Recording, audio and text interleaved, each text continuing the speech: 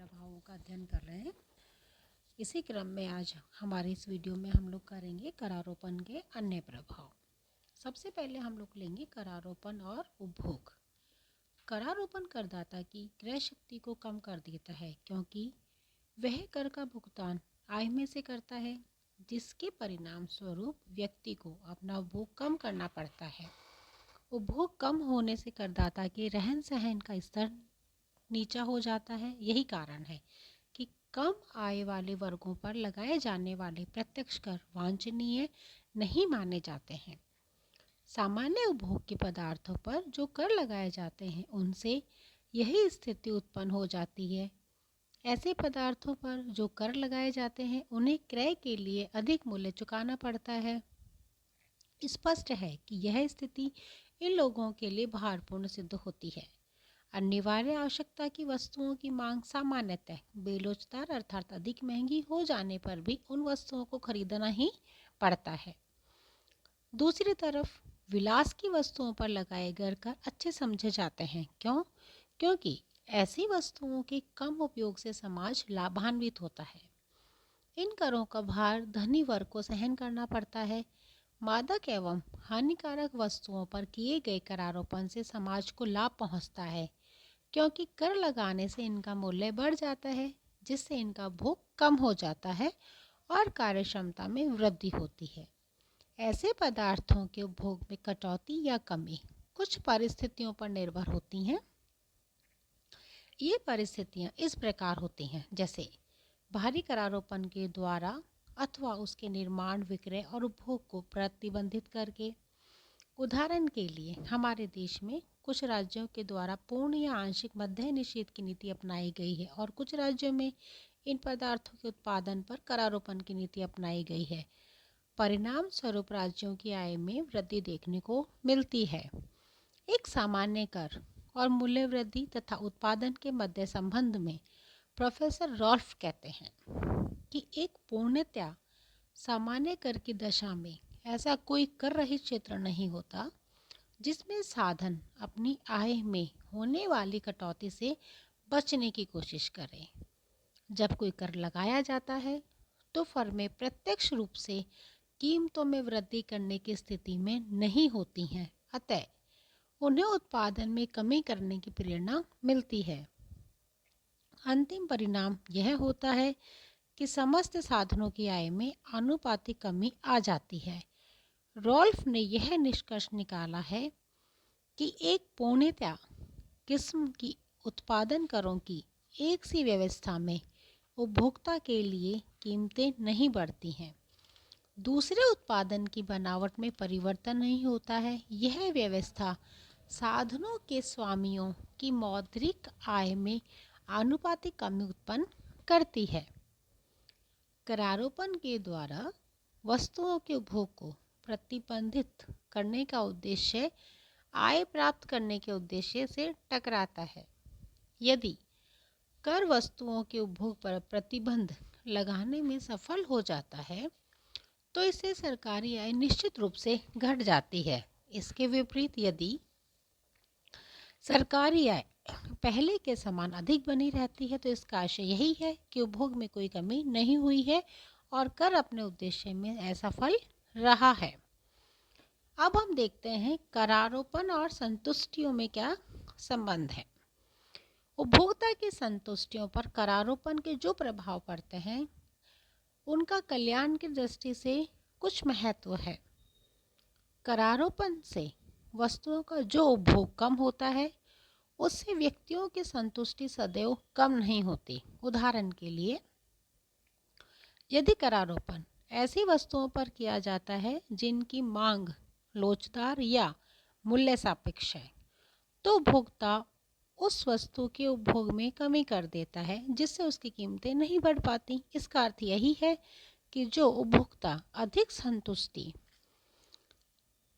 प्रदान नहीं करती या उस वस्तु के स्थान पर अन्य किसी सस्ती वस्तु का उपयोग किया जा सकता है अथवा उसका उपभोग आवश्यक ही नहीं है और भविष्य के लिए उसे स्थगित किया जाना संभव है। इस प्रकार ऐसी वस्तुओं पर लगाए जाने वाले कर उपभोक्ता के लिए एक प्रकार से ऐच्छिक होते हैं, यानी उपभोक्ता उस वस्तु को खरीदना बंद करके कर के भुगतान से स्वयं को बचा सकते हैं। ऐसे करों से राज्य को कोई विशेष आय प्राप्त नहीं हो सकती है। केवल बेलोचदार वस्तुओं पर करारोपण करके ही राज्य को आवश्यक आय प्राप्त हो सकती है। इससे लोगों की संतुष्टि कम हो जाती है।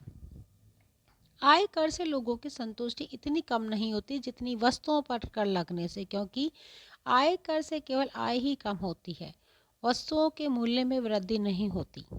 लोगों की संतुष्टि मूल्यों की वृद्धि से अधिक होती है।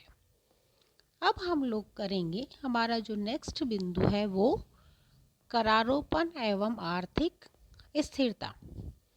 जिस प्रकार सार्वजनिक व्यय द्वारा आर्थिक जीवन को स्थायी बनाया जा सकता है, उसी प्रकार समाज के आर्थिक जीवन का नियमन करने के लिए सरकार करारोपण का सहारा ले सकती है।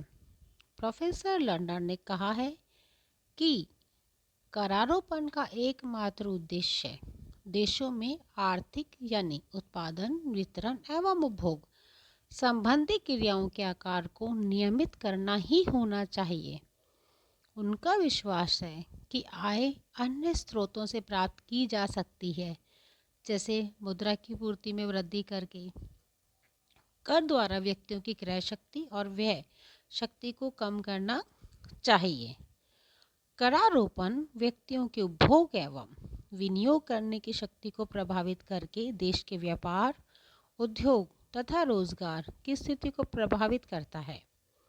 राज्य करारोपण से आर्थिक क्रियाओं का नियमन करते हुए देश के रोजगार के स्तर को स्थायी बना सकता है, जो पूर्ण रोजगार की स्थिति स्पष्ट कर सकता है। यह स्पष्ट है कि देश में सभी आर्थिक क्रियाएं उपभोग के स्तर से निर्धारित हो जाती हैं। वस्तु विशेष का उपभोग बढ़ने से उसकी मांग वृद्धि होती है और मूल्य तथा उत्पादन बढ़ता है। इस उद्योग विशेष में अधिक व्यक्तियों को रोजगार प्राप्त होने लगता है। इसके विपरीत उपभोग के कम होने से या कम होने की स्थिति बिल्कुल बदल जाती है। विनियोग द्वारा पूंजीगत वस्तुओं का उत्पादन बढ़ता है, जिसके फलस्वरूप अन्य वस्तुओं के उत्पादन में वृद्धि होती है और स्वभावतः देश में रोजगारों में वृद्धि होती है। अतः यह कहना चाहिए कि जिन करों से उपभोग निरुत्साहित होता है तथा धन विनियोग में लगने के स्थान पर संचित कार्य की ओर पलायन करता है, वे कर बेरोजगारी बढ़ाने वाले और बुरे होते हैं। अब हम लोग करते हैं कर एवं मुद्रा स्फीति। मुद्रा स्फीति तथा मंदी या मुद्रा संकुचन के दिनों में आर्थिक स्थिरता कायम करने के लिए करारोपण भिन्न भिन्न प्रकार से योगदान देता है।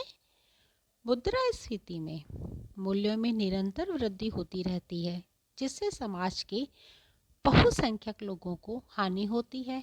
ऐसी स्थिति में करों का उद्देश्य व्यक्ति की व्यय शक्ति को घटाकर मूल्यों के बढ़ने की प्रवृत्ति को रोकना होता है। व्यक्तियों की अतिरिक्त क्रय शक्ति व्यक्तियों के पास से करारोपण द्वारा सरकार के पास पहुंच जाती है।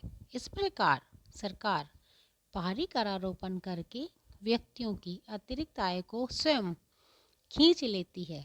ऐसा होने से व्यक्तियों के पास उपलब्ध मुद्रा की मात्रा घट जाती है। अब वे उतना क्रय नहीं कर पाते जितना कि पहले कर सकते थे। इस संबंध में आयकर तथा व्ययकर अधिक प्रभावशाली सिद्ध हुए हैं। आयकर व्यक्ति की क्रय शक्ति को कम करते हैं और व्ययकर व्यय करने की प्रवृत्ति को हतोत्साहित करते हैं, जिससे वस्तु की मांग अधिक नहीं बढ़ पाती। चूंकि मुद्रास्फीति का एक कारण उत्पादन का आय की अपेक्षा कम होना होता है, अतः उत्पादन को प्रोत्साहित करने के लिए कुछ करों में छूट देना लाभकारी सिद्ध होता है। यह उचित होगा कि नए उत्पादकों पर कोई करारोपण नहीं किया जाए, ताकि उन्हें उत्पादन बढ़ाने के लिए प्रोत्साहन मिले। वस्तुओं की मात्रा आयात के द्वारा भी बढ़ाई जा सकती है। स्पष्ट है कि करारोपण के द्वारा मुद्रास्फीति काल में आय और व्यय पर अत्यधिक भारी करारोपण करने से तथा उत्पादन एवं आयात करों को कम करके मूल्य स्तर में स्थिरता लाई जा सकती है।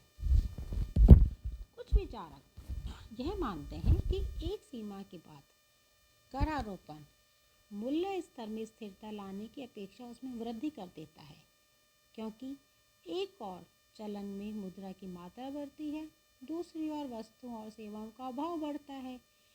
इन विचारकों ने अपने पक्ष में तर्क प्रस्तुत किए हैं जो इस प्रकार है। ये कहते हैं कि ऊंचे करारोपण से जहां लोगों की क्रय शक्ति घट जाती है, वहीं श्रमिक अधिक पारिश्रमिक की मांग करने लगते हैं। यदि सरकार श्रमिकों की मांग को स्वीकार कर लेती है तो इससे मुद्रा प्रसार और अधिक हो जाता है। दूसरी बात वे कहते हैं कि ऊंचे करारोपण के कारण सार्वजनिक व्यय बढ़ जाता है, जिससे चलन मुद्रा की मात्रा में वृद्धि होती है और गुणक प्रभावों से इसके परिणाम और तेज हो जाते हैं। तीसरा, वे मानते हैं कि करारोपण के द्वारा राज्य विनियोग को प्रोत्साहन दे सकता है, जिसका परिणाम कभी कभी यह होता है कि उत्पादन में वृद्धि हुए बिना ही मौद्रिक आय में वृद्धि हो जाती है। चौथा बिंदु, ऊंचे करारोपण से लोगों का उपभोग व्यय बढ़ जाता है और बचत कम हो जाती है, जिससे मुद्रास्फीति का भार अधिक हो जाता है। इसी प्रकार वे कहते हैं कि करारोपण की ऊंची दरों के कारण श्रमिक वर्ग संघर्ष को जन्म देता है, जिससे वस्तुओं का उत्पादन कम हो जाता है। अतः आवश्यक है कि राज्य करारोपण के साथ साथ मुद्रा प्रसार को रोकने के अन्य उपायों का प्रभावशाली ढंग से आश्रय ले और व्यय नीति में उचित परिवर्तन करता रहे।